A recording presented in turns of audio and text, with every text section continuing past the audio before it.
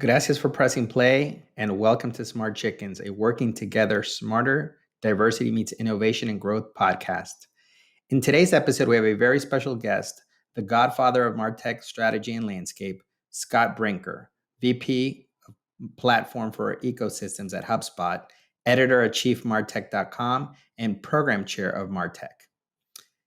He has lived through the intersection of technology platforms and ecosystems and marketing strategy and operations spanning over 2 decades. As VP Platform Ecosystems at HubSpot, he shapes the company's platform strategy and leads business programs for its global technology partner ecosystem. Before that, he was the co-founder and CTO of Ion Interactive, a SaaS company that pioneered interactive content for global enterprises, such as Cisco, Dell, DHL, General Mills, and Microsoft, to name a few. It was acquired in 2017 by ScribbleLive out of Canada. Since 2008, he has also run Chief Marketing Technologist blog, chiefmartech.com, with over 50,000 readers analyzing topics at the intersection of marketing, technology, and management. One of his best-known projects, which we're all very familiar with, is the creation of the marketing technology landscape, mapping the growth of the marketing technology industry from a few hundred vendors to over 8,000. In 2014, he also launched the MarTech Conference, where he currently serves as the event program chair, bringing together a community of thousands of senior marketing operations technology professionals. He's the best-selling author of Hacking Marketing, published by Wiley in 2016, and co-authored of the article The Rise of the Chief Marketing Technologist, published in the Harvard Business Review. He's a frequent keynote speaker at conferences around the world on topics of marketing, technology, and agile marketing. We discuss his origin story as a software programmer teenager in South Florida, building multiplayer games within bulletin boards, to graduating with a BS in computer science from New York's Columbia University, as well as an MS in computer science from Harvard University, and earning an MBA from the prestigious MIT Sloan School of Management. We discuss a recent collaboration he had with WPP agency conglomerate around the 5 trends that are shaping the future of MarTech and digital marketing and sales technologies around the globe. And these trends that we discuss included big data going to big ops side of things, the great app explosion, AI and harmonization between humans and machines, which he dubbed the Augmented Marketer, no-code citizen creators, and the rise of platforms, networks, and marketplaces. Certainly, the next few decades are going to propel incredible growth in digital marketing and sales landscape. And he also gives us some of his book recommendations to get 1% better, and he shares the advice he would give a younger Scott if he could go back into the future. As always, this podcast is brought to you by our good friends at digitechie.com, a conversational marketing, demand gen, and revenue accelerator consultancy, helping B2B companies achieve 6 to 7 figures in pipeline consistently. And gypsyforever.com, uniquely handmade wellness products to help you connect your mind, body, and soul to achieve a better balanced you. So vamos, let's dive into the show. And without further ado, here's Scott Brinker. I really wanted to chat with you and have this just dialogue and conversation around MarTech, right? The state of MarTech, like where it's potentially going. I've seen a lot of really interesting, posts that you've done over the last, 7-8 months because of the big pink elephant in the room that's this global pandemic that we're all kind of going through, right? And so, but I find it very interesting that you're, I dubbed it the Panagia diagram. I called it the Marketegia, and I literally put the diagram and dubbed it that, or named it that, on a recent podcast about category design with John of Bonbon, the VP of Marketing. And so, I think not many people might know your origin story. So I want to get a little bit, if it's okay with you, about your origin story, kind of what led you into this amazing career and journey you've had with technology, in marketing tech, MarTech specifically, and then maybe we can dive into a little bit of just what you see is going to be happening in the next maybe decade or so, because it's growing like wildfires, as we've seen your Panagia, Marketegia diagram grow to over 8,000, I think is what I've seen as the last count. Yeah. I'm trying to see a little bit of blurriness in terms of in the marketplace. There's a lot of overlap, and I think there's a lot of potentially confusion for the end users and the decision makers on what's critical, what's not critical, what's a nice to have, what's a shiny object, or what's really not a buzzword like AI that might just make marketing a whole lot more confusing at both mid-market and enterprise level. So let's backpedal, if you will, Scott, to a bit of your origin story. Talk to me a little bit about you growing up and what impacted or shaped you wanting to get into a career in technology, MIT, and all the things that happened later in life. Sure. Well, yeah, thanks for having me for this interview. So yeah, I started out as a software developer as a teenager, actually writing multiplayer games for bulletin board systems, which were kind of the precursor of the web. And so it sort of went hand in hand of like building the game, but then also getting involved in the commercial aspects of like marketing it and selling it. And so that sort of started a journey for me where I'd always been fascinated by online dynamics. The explosion of the web killed the entire bulletin board ecosystem, but yeah, in many ways, it reincarnated as something much larger. And so I found myself, yeah, sort of sitting at that intersection of understanding technology and software, but also being just really fascinated by the dynamics of marketing. And so as the web took off, I ended up being the co-founder of a web development agency that did a lot of work with large enterprise firms. And it was fascinating because we would get hired by the marketing department, but then it would be my job, because I headed up the tech team, at the agency, to go and talk to the client's IT department, because the marketing and IT departments couldn't talk to each other. It wasn't that it was necessarily hostile. It was just, they just didn't understand each other. They were just like worlds apart, and so that really got me fascinated by two things were true. One is, yeah, these were very different worlds, but also when you looked where clearly business was headed, they were going to have to be tightly wedded. So that's how I got really interested in specifically this intersection of marketing and technology. Started the Chief MarTech blog around 2008, from that experience. In parallel, I ran a SaaS company that I co-founded, Ion Interactive, made interactive content software. Eventually, that company was acquired in 2017. I ended up joining HubSpot to help them with their, platform ecosystem.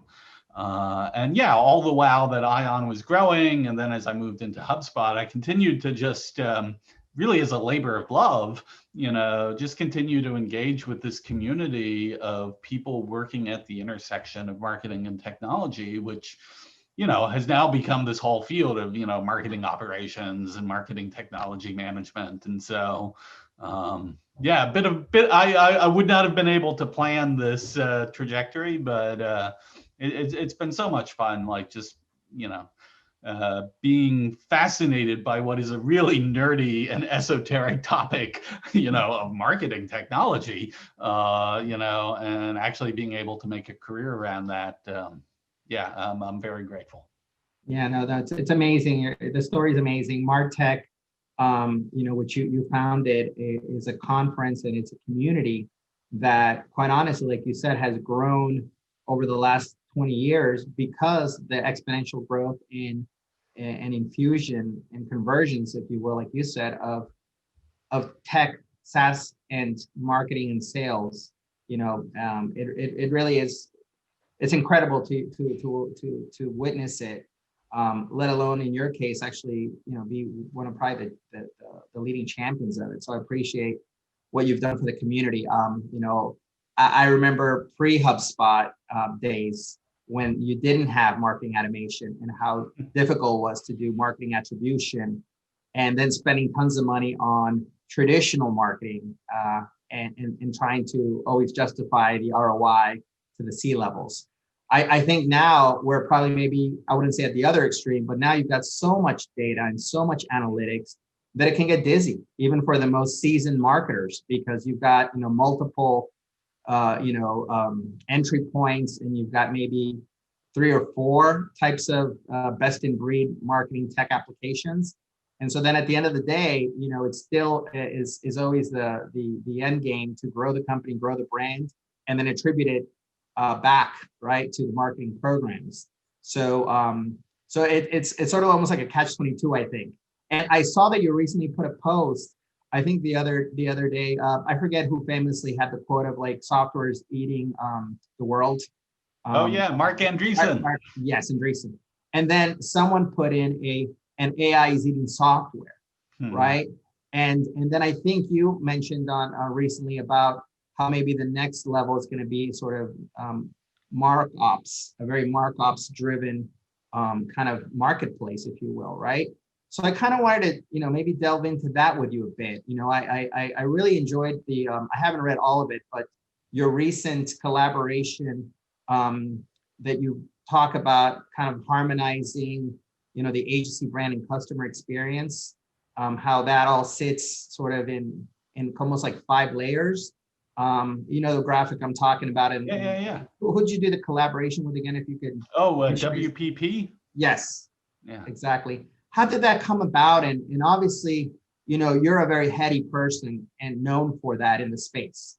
We know that when we're looking at, the kind of thought leadership that's out there, the white papers out there, MarTech in the conference, as well as these collaborations that you do with like WPP, are really kind of forward looking, right?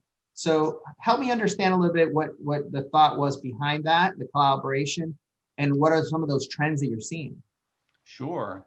Yeah, so that collaboration with WPP, they had approached me. I continue to be humbled and amazed by like the people who reach out, and say they read my blog. I've still somehow got it in my head of like, when I started that blog, there were like maybe 50 people, including most of my family, and so it always amazes me that like anyone else actually reads this.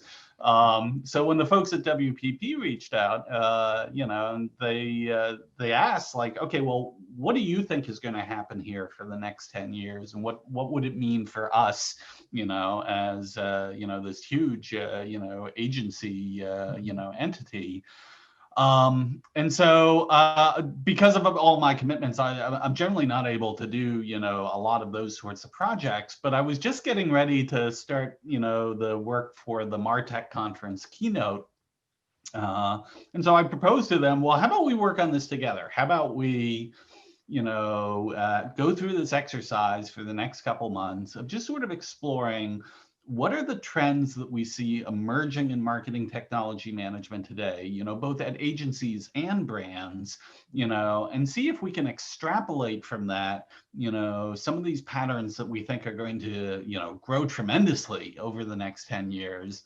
And so we had a number of great conversations. The folks at WPP opened up literally all of their top executives from all these agencies to be able to, share their experience and perspective on everything from like, data management to the use of AI and creative and things like that. And so that paper really came out from that. It was also part of then what the MarTech conference keynote was. I think, there were 5 trends we looked at. The few that you'd mentioned there already, this thing of like, a transition from big data to big ops, that's not just about the data that we've collected and managed, but how do we really run, operations and workflows and apps and all this sort of interactive activity inside and outside the organization happening around that data? This is a really complex environment, and we're just starting to get our arms around how do we manage it, which then led into that trend about AI, because we start to leverage things like machine learning and other kinds of AI just to help manage the scale, of all that data and operations. But then that gets us into, some of these really interesting dynamics of like, okay, the AI doesn't just run marketing on its own. Right. Whatever, Right. hype vision, might be Yeah. proposed, So how do we develop this new skill set where it is that harmonization between humans and machines for running marketing? I call it, the augmented marketer. I think, I'm an optimist, but I really think these next 10 years are going to be the most fascinating time in the history of marketing for that reason. Yeah, no, I agree. And I mean, I loved what I read, and I love the graphic that really visualizes those five kind of key, either trends, or maybe instead of trends, we could actually call it like, the five big pillars really of what the next 20 years or 10 to 20 years could be in marketing, right? And sales. What I saw that you had there was this no code citizen creators. And I love that because what it makes me think of, right? And, WordPress as an open source backend CMS has been around forever, right? But then you also got the HubSpots of the world, which, I love, and I've gone to the conferences, and I'm a reseller, and I kind of drink my own, the Kool-Aid, let's say, right? But more and more, I think as one, we're having a workforce population changed generationally, right? So we're talking about digital natives that are Zs, and then millennials, who are the tail end of millennials, are making up mid-market to mid-managers to maybe even senior managers in the next, right now, and probably into the next 5-10 years, right? I'm on the fourth floor, so I'm in my 40s. So I'm like that weird Generation X that we've got we're probably both there, contemporaries. Yep. But we both know, having worked with, hired, and just, obviously watched that change and evolution in the workplace population, that you've got digital natives. So many of them can be, and very likely have already experience with marketing tech in their own way, through open source programs, or just not, being digital natives, right? So when I see that no code citizen creators, I think of that. Then I saw that you had platforms, networks, and marketplaces. And, HubSpot is probably one of the largest has one of the largest marketplaces, right, within their ecosystem and platform, which you're very, very obviously informed and know about, right?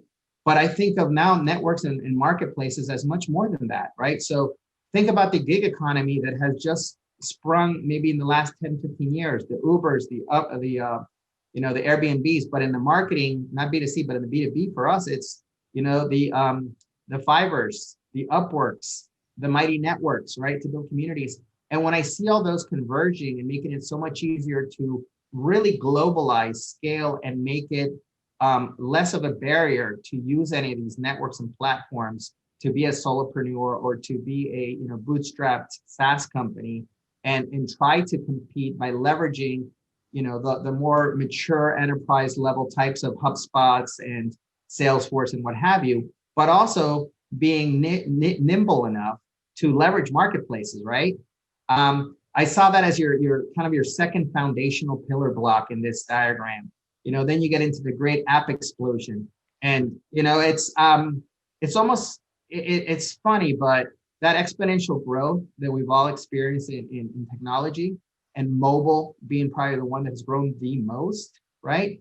That doesn't have, it looks like it doesn't have an end anytime soon in the horizon.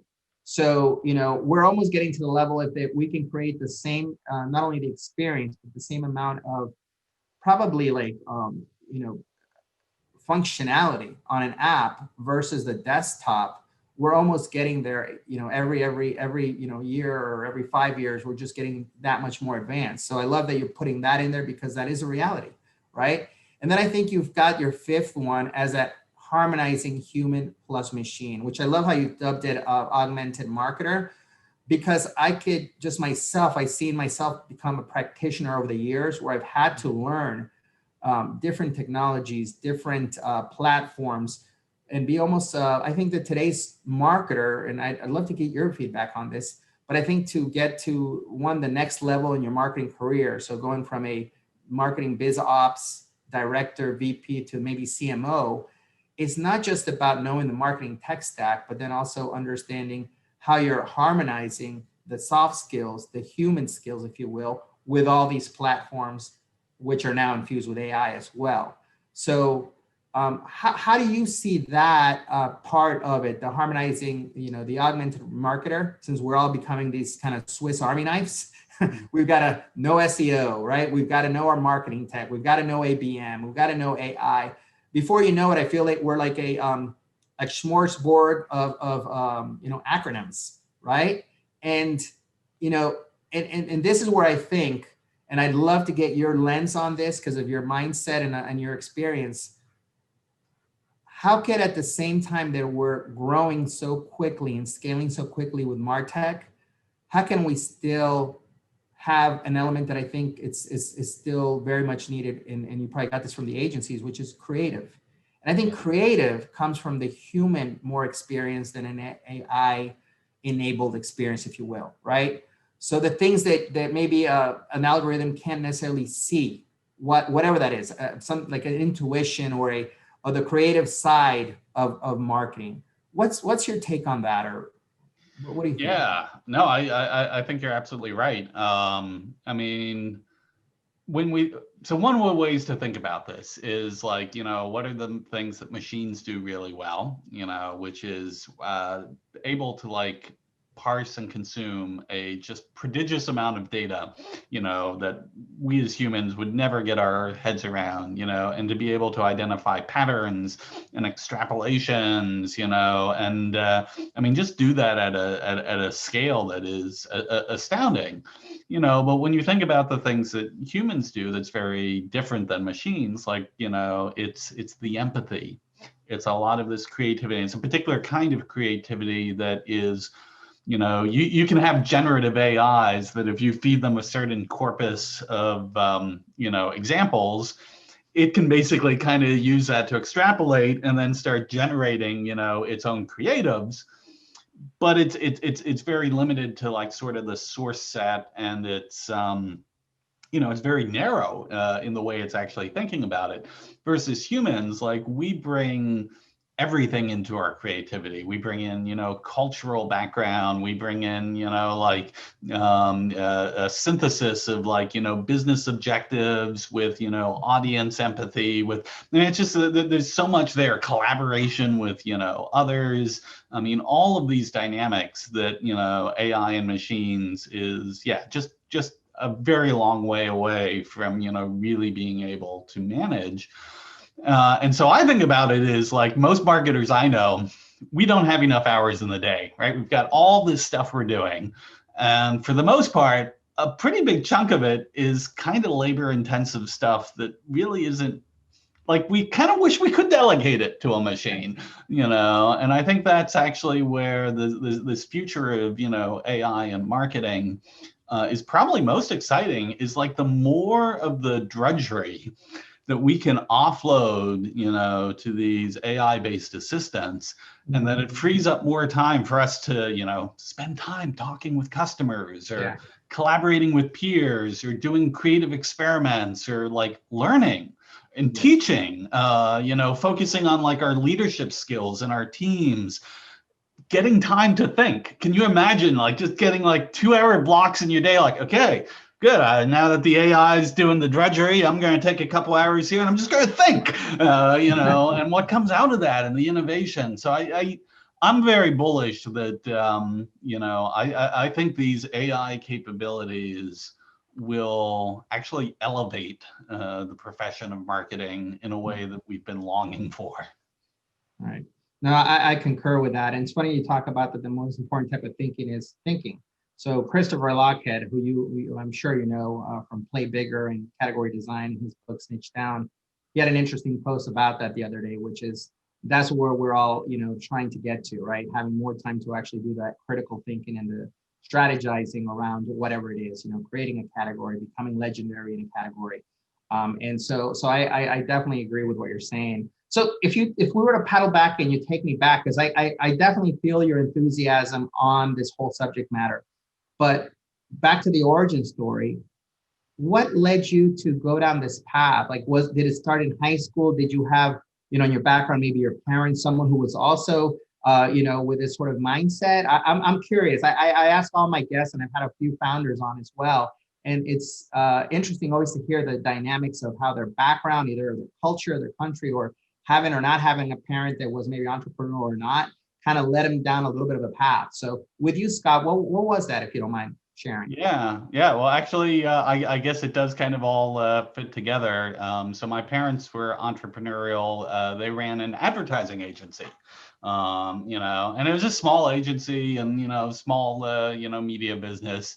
But it did, my dad was a writer and, I remember him sharing copy with me and being proud about this is good copy, and so it's like a 12-year-old kid, all right, so that's good copy. But at the same time, I think my dad in particular was, very, very interested in like the future of technology.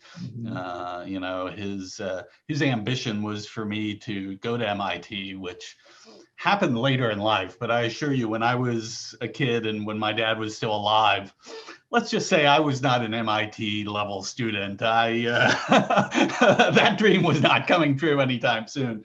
But yeah, he really encouraged me.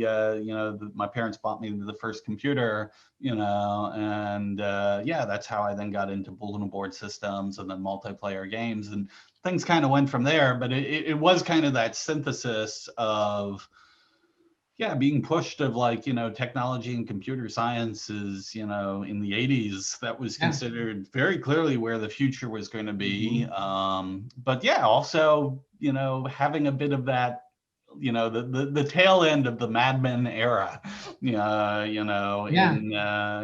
my life. And it's just something kind of cool about synthesizing these two things. I say it's cool now, but 20 years ago, I'd be like, what? Huh? Yeah. That's things true. Don't fit. What, are you crazy? Well, that's true. But I think of so I think of classical advertising like Ogilvy, right? Which is Mad Men-ish, right? And if your father was in advertising, by the way, was it here in New York? Or was it New York? He had started up in the New York area, but then they had an agency based down in Florida, which is where I grew up. In Boca Raton, Florida, I presume. Just south of that, Fort Lauderdale. Yeah. Okay, all right. Because I'm in West Palm right now, but I also grew up in Fort Lauderdale. Oh, so, nice. All right. Yeah. I think you might have gone, if I remember correctly, your high school. Where'd you go to high school in Florida? Pinecrest, actually. Pinecrest. Okay, great. Yeah, I played against you guys when I worked. When I was in American Heritage High School. I went to American Heritage for 1 year. Me too. So, I went there on a. All right. Believe it or not, it's crazy, but I went to American Heritage because I was middle school age, and I got recruited for the soccer team there. Nice. So I actually had that's when Dan Marino had his children there. He'd drop them off in a limousine. It would be sort of bizarre to see him. And then Jennifer Capriati. So you remember Jennifer Capriati being one of the best young tennis players in that time, and she went to American Heritage. So yeah, interesting. It's a small world, right, Scott? But I love the fact you're sharing a little bit about this background and origin, because oftentimes people sort of see the titles and they see the LinkedIn profile. And I don't think we sometimes discuss enough. That's why this podcast is about, diversity thinking drives innovation and growth. And it's related to origin stories, because I think oftentimes that origin story, like our early beginnings, right, or influences, sort of shape a bit of the path that we take later on in our careers, right?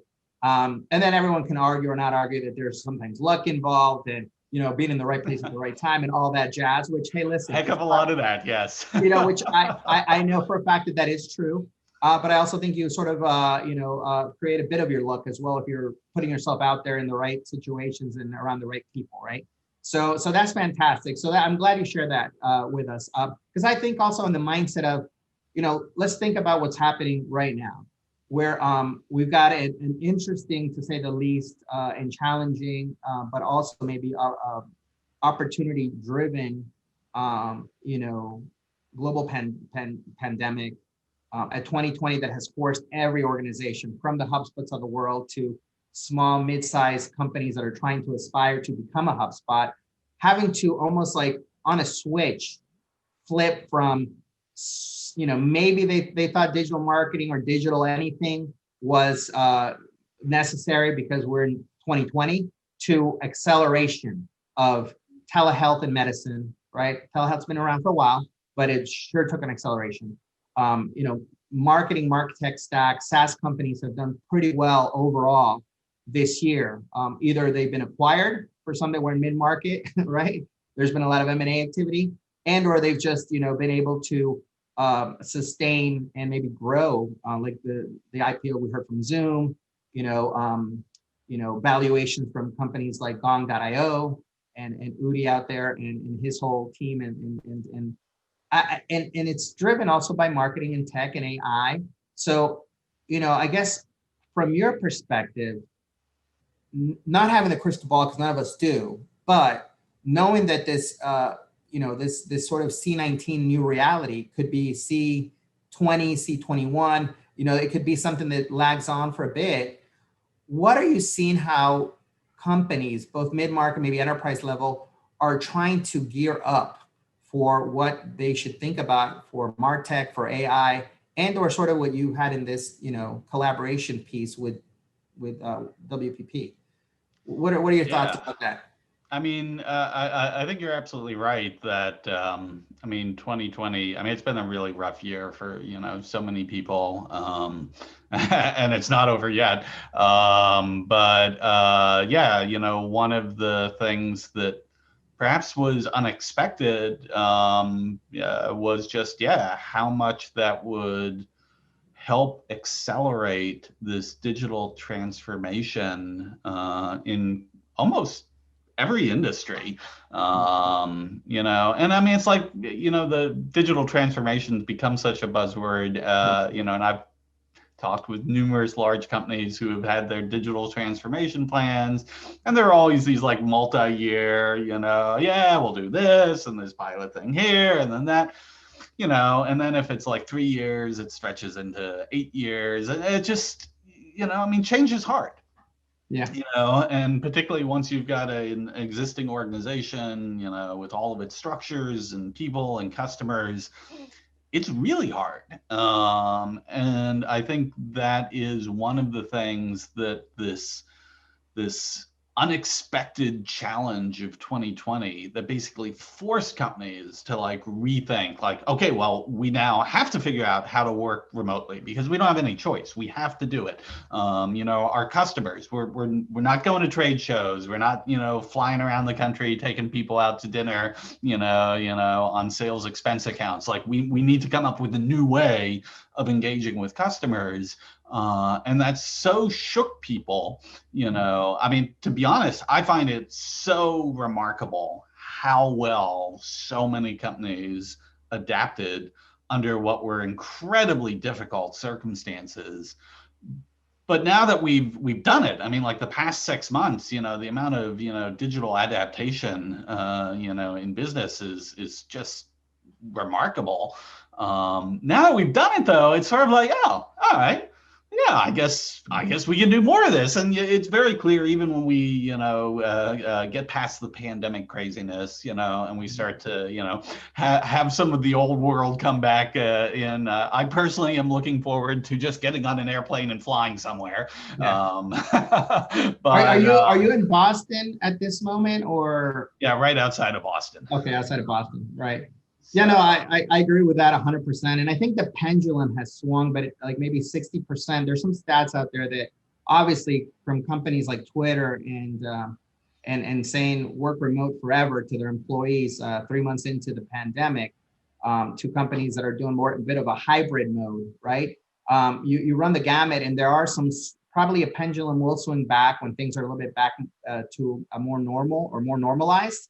But I think that it definitely has left an imprint in that you can work as efficiently as a team, enterprise level teams, mid-market teams, whatever the size, by leveraging the tech that's out there that might have been underutilized. Some of the tech was there already, as you know. You cover all the MarTech, right? The 8,000 and so MarTech companies and more growing every year and every day. But maybe some were underutilized, or to your point about digital transformation, maybe it was sort of stuck in in a doc folder as a plan to roll out in FY 2025, right? That was all scratched the minute that we knew that this was going to be around for more than a month or 2 months.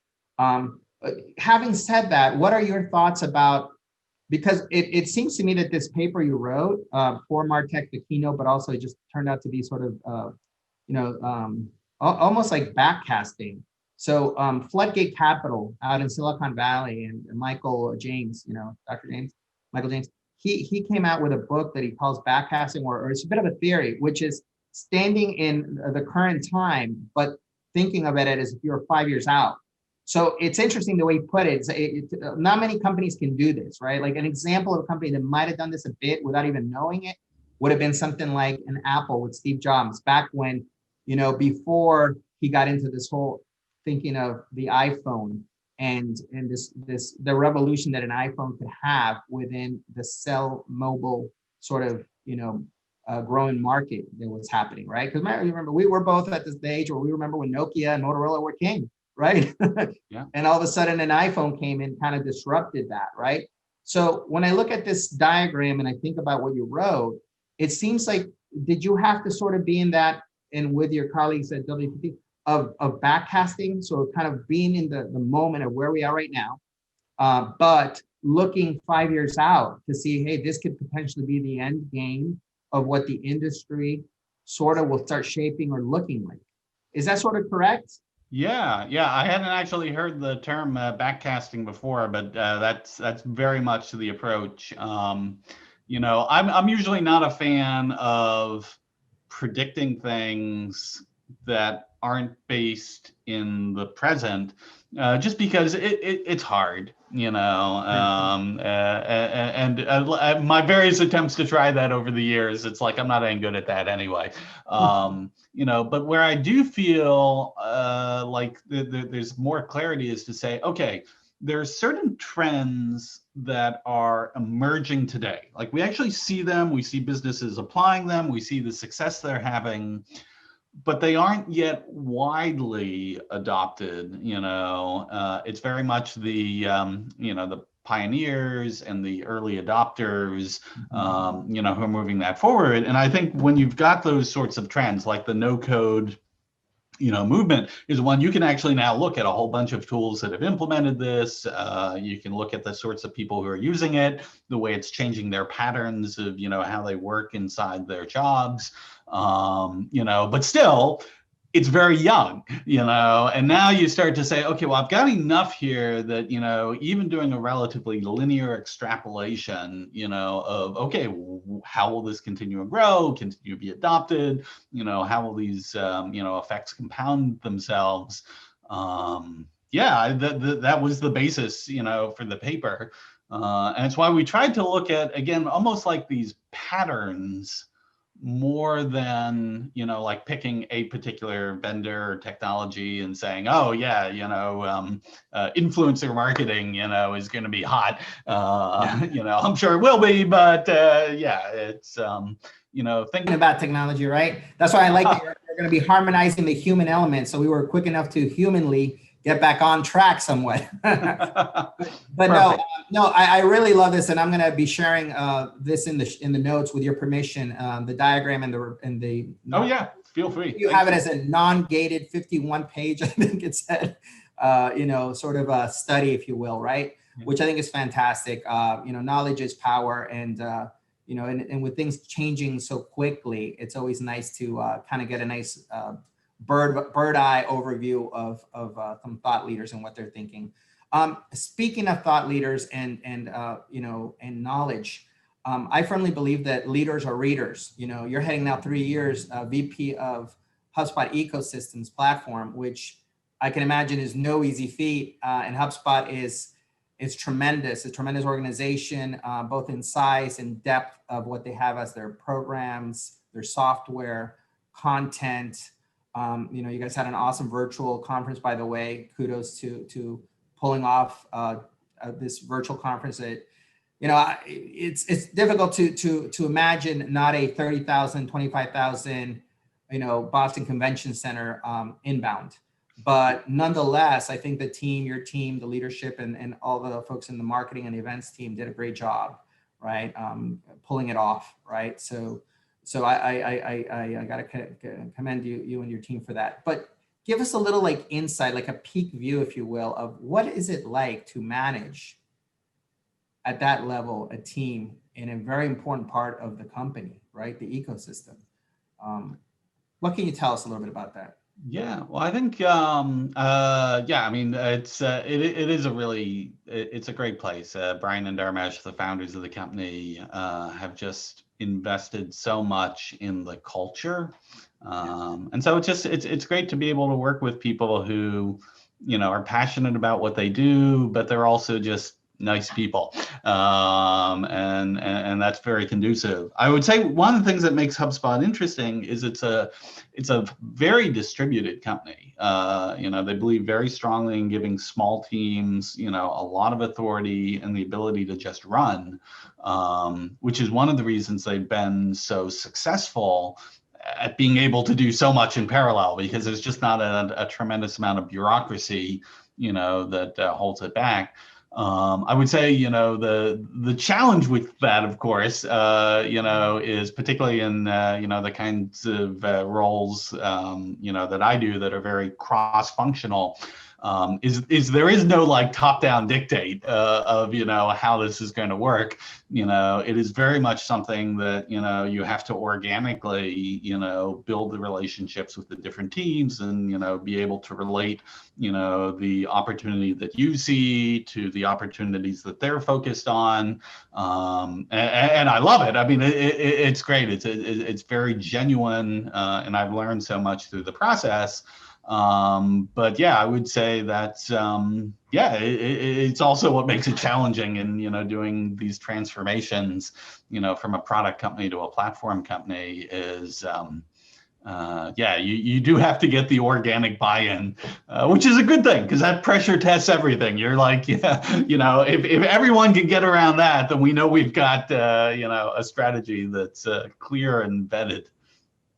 Yeah, I mean, I can just sort of imagine, you have over 400 partners. You guys have, an incredible amount of integrations, APIs. The product itself has grown tremendously over the years, over the last 10 years. And over the last 5 years, I think it's become even more cohesive in that all-in-one sort of application for both marketing, automation, sales, and the CS or customer support, customer experience component. That it almost I know that the goal maybe isn't necessarily to be the next sort of not in Salesforce, but to be another option for Salesforce enterprise level. But would you say that you guys are starting to head that way? So traditionally, I know that in the beginning of the earlier years, you guys really had the SMB market locked down. And I would say the mid-market enterprise is where a lot of companies start after 10 to 15, 20 years maturity wise start going towards. But as you know, Scott, there's only so many Fortune 100s, 500s. There's only so many, right? And if it's just simple math. You've got 8,000 MarTech companies from your Parmigian, what do we call it? The Markegia, yeah. Markegia, the Markegia diagram. So there's only so many that you can compete for, and you're competing for their time, their brain share, and their wallet, right? Their budgets. What do you think about that? How are companies like a HubSpot looking to get into either verticals, industries, or going more upmarket? What's some of your thoughts around that? Yeah, well, I think HubSpot is very clearly, ascending into, more of the upper mid market. The high end enterprise still doesn't seem like that's HubSpot's, where our strength is, but if we look at the, scope from all the way from startups all the way through those like upper mid market, leaders, there's just there's a large market there, and you could argue they've been underserved, in the sort of capabilities, that they really should have, relative to their enterprise peers. And one of the things I love about HubSpot is it just believes that, very strongly you can have a user experience that works up into larger companies. It doesn't have to have that sort of yucky enterprise software experience that all too many of us have had our encounters with over the years. And then also the pricing and packaging can be stuff that's like it's accessible to smaller businesses. But then it scales, and it scales in a way that's very fair and transparent. And so again, I think it's as much about the value system as it is about the target market. But it has definitely been rising up further up market. Yes, no, I've seen the trend, but I congratulate the team there, because it is a product that's it makes it user friendly, and definitely gives others a run for their money. So I agree. So I do a little quick fire, kind of a quick fire questions, 5 questions that I always like to ask. But before that, because I did say that readers are leaders, what would be 1 or 2 books that you would recommend to someone that is going to be listening to this podcast? They might want to know, okay, what gets Mr. Scott, Brinker, thinking and getting his wheels turning. What are some book recommendations you may have? One of my favorite books is by this fellow, Nassim Nicholas Taleb, called Anti-Fragility. And Taleb had written books like Fooled by Randomness and The Black Swan. So, that things that have entered our, lexicon. But I thought Anti-Fragility was, to me, actually the most interesting in thinking about, how do you create things that aren't just resilient in the face of change, but they actually get stronger through interaction with change, that would probably, if I could have one top book recommendation, that would be it. Perfect. I'll definitely put that one in the show notes and look it up and put an Amazon link to it. So you can get a couple commission dollars out of that. I'm just kidding. Every time there's a book recommendation, I have to reference no commissions are being made from this, on the show notes, but anyhow, that's all for all those affiliate marketers out there. They're like, oh, darn. But yeah, no, this is great. So quickly, these are the last 5 that I have, which are, how many hours of sleep do you get, Scott? 8. I need it. Love it. That's really good. Amazing. What is 1 or 2 apps that right now you're using that might help you or your team, that you're leveraging? Oh, wow. I really am a big fan of these no-code tools, like Airtable and Bubble, and using a bunch of those. Okay, cool. And then if you can, we're sort of contemporary, so you might remember this, but I'm a big fan of the Back to the Future franchise. So if you can jump on the DeLorean with Marty and Doc and go into the back in time, Back to the Future, what would you tell a younger Scott Brinker, if anything? Oh, wow. Well, I'd clearly have to get the book of, sports outcomes. The Patriots will be a safe bet for many, many years of winning Super Bowl. Yeah. I think my advice to a younger self would be, stay the course. I think, part of the adventure of life is we go down these paths that we just don't know where they're going to lead. And at least for me, throughout that journey, there have been so many times where I just found myself wondering, what am I doing? This is kind of weird. Where is this path headed? It's just, and it's only, with age, you can sort of look back and say, actually some of that wandering path, that was exactly the right thing that needed to happen. So enjoy it, lean into it. Yeah, that's some great input and advice on that. And then, is there something or a question or something that I didn't get to that you'd like to discuss? We covered so much. This is great. I'll take it where we've got it. I really appreciate that, and I surely could talk to you for hours, but I know that you've got places to be, things to do, being the head of the VP ecosystem at HubSpot. And also we have a very interesting day today being November 3rd on an election year. So with that, I really, thank you for being a guest on Smart Chickens, a podcast, again, dedicated to diversity thinking, driving innovation and growth. And I really appreciate it.